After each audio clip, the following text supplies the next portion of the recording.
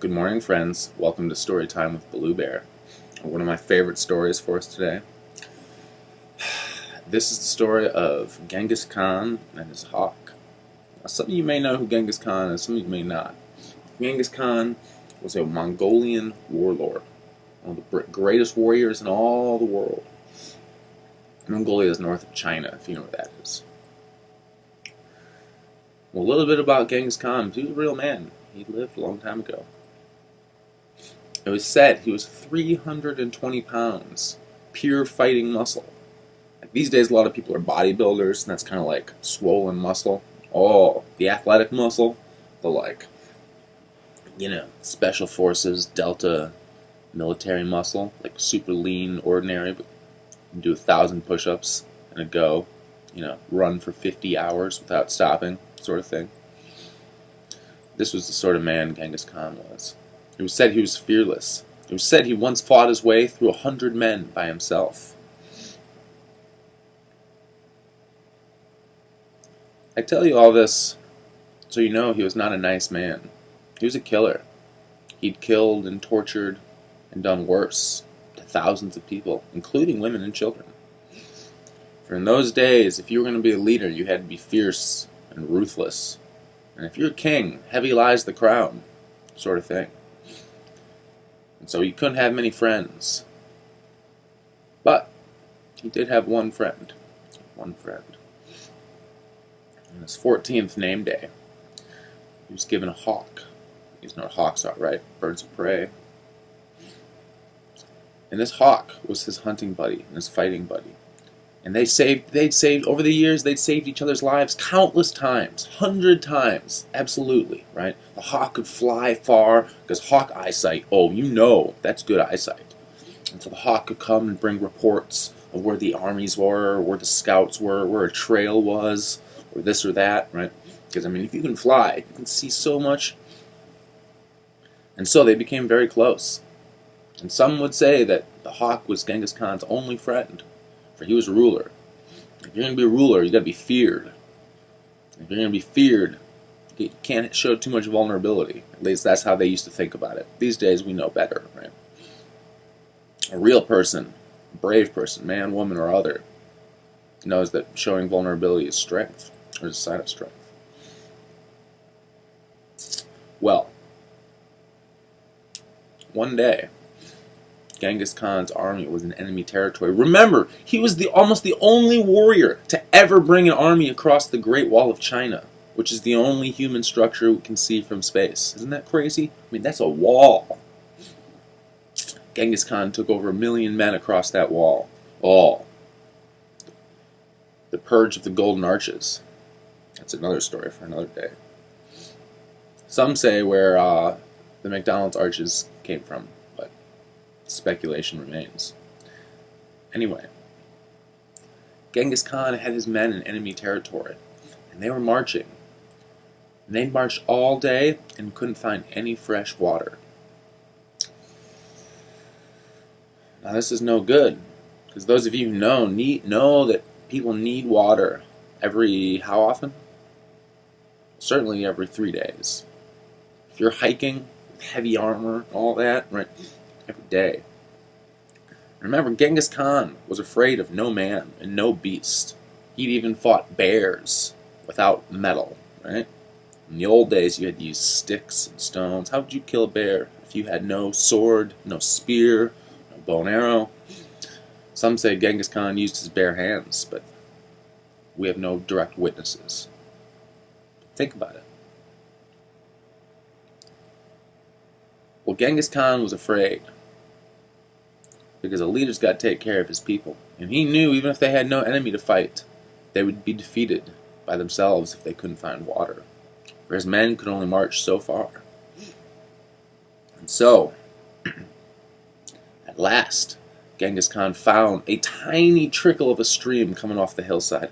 Just a dribble. And all the army waited back for Genghis Khan got to go first, because he's like, the king dude. He takes his canteen and goes and puts it under the driplet. And oh man, does it take forever to fill up. And the whole army's just quiet, waiting their turn, right?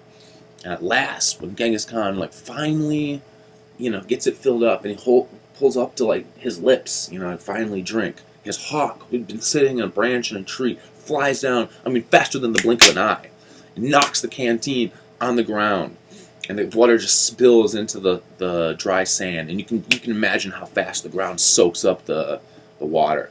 Well, do you think Genghis Khan was happy? He starts cussing and swearing and saying all sorts of things we can't say here, and kicking the dirt. And the army backs up. They're like, oh snap, right? If Genghis Khan's mad, I mean, he might just kill someone just on the fly, right? I mean, the sort of guy he was in those days. Well, he gets the canteen, goes back to filling up again, right? Remember, it's just barely a trickle.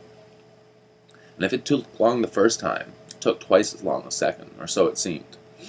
And after what seemed an eternity and a half, he fills the canteen up and goes to put it to his lips again, and finally I mean, if you've ever been really thirsty, most of y'all have never been really thirsty. You've been thirsty for like an hour, right?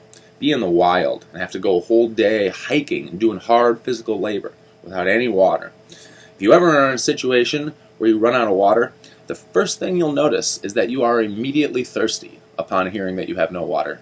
You weren't thirsty a moment before, but you are thirsty then.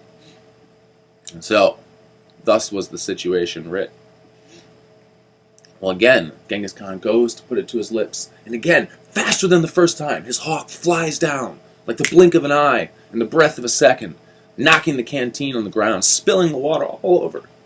Well, now Genghis Khan's just worked up in a fury. He's cussing, he's swearing, he's raising his fist, and doing all sorts of innuendos that they had in their language, which we haven't passed on, for better or worse. And the hawk just flies back up to the peak. Now the army's like, oh man, Genghis is mad now. We haven't seen this in a hot minute. And a third time, Genghis Khan goes to fill up his canteen. And if it took long the first two times, I assure you it took longer the third. Or so it seemed. And after what seemed a day and a night, which was really about a minute or two, fills up the canteen a third time, and when you're just irritated and just like on the edge of like just punching a wall because you just have too much frustration and anger, right? So some of you may know. Well, third time Genghis Khan goes to drink the canteen. And again, just as the first two, steadfast as before, the hawk flies down, knocking the canteen out of the ground. Well, Genghis Khan, in a great roar of rage, pulls his sword out in one fluid motion and slices straight through his hawk. Well, the bird falls to the ground, done for. Lies there motionless, having gone into the clearing at the end of the path, as one man would say. And immediately Genghis Khan, all the anger, all the frustration just empties right out of him. You feel something, and then something happens, and your emotions entirely change. And he sees his dead friend, right? His only friend, some would say. Dead on the ground, struck down by his own hand in anger, of all things, anger. And Genghis Khan falls to his knees. I mean, this is a big man kneeling down, and holds his hawk.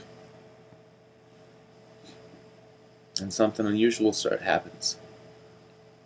Genghis Khan starts to cry. And the tears flow down. He's not bawling, right? But like it's hot tears. And he's just crying, holding his hawk. Thinking about why would my hawk do this? I was trying to drink. I mean, everyone needs water, right? And remember, he and his hawk, they'd saved each other's lives countless times, right? It's like, why would my hawk do this? Like, why would he? Doesn't make any sense. Okay? And you gotta imagine what the army's thinking, right? They're even more scared now because Genghis Khan's crying, right? Oh, few of them had ever seen that. They were, they expect him to be angry, but crying, that's unusual, right? And so they're backing up even more. We don't know what's going on. And Genghis Khan's just sitting there crying, right, holding his hawk, thinking, why? He starts to think. You can't be a leader of a large group of people if you're just brute strength and muscle and force and threats, right? You gotta be crafty and smart, right? If you're gonna control people, if you're gonna be a good leader, you gotta be wise. So Genghis Khan starts to think. He's like, why would my hawk do this? Why would he do this? And Genghis Khan goes up the stream, because remember, water flows down. He goes up the stream, and just, 15 yards up, around a bush, there was a pool of water. And in the pool, he found a dead rattlesnake. You guys know what rattlesnakes are, poisonous, right?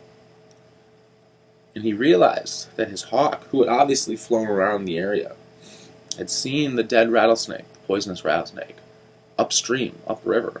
And so he'd stopped, he'd knocked the canteen out of Genghis Khan's hands 3 times, at the cost of his own life, to stop Genghis Khan from drinking poisonous water. And Genghis Khan realized that his friend, his only friend, had sacrificed his life for him that day. And that day, Genghis Khan made a promise to himself, which are the most important kind of promises you can make in this world. And he promised to never act while he was angry again, for he had cut his friend down in a fit of rage. You ever do something when you're mad and then kind of regret it afterward? Well, there was no undoing what he had done, right? Sometimes you say something, you can't really unsay it. You can apologize, but how are you going to apologize for what he did? So he made a vow to himself, sacred vow, to never act while he was angry again. Genghis Khan went on to do many horrible things. He killed, he stole, he pillaged, and worse. But he never did it while he was angry. So, what other lessons can you learn in this story? And once again, thank you for coming to Storytime with Blue Bear. Remember, I am the storyteller.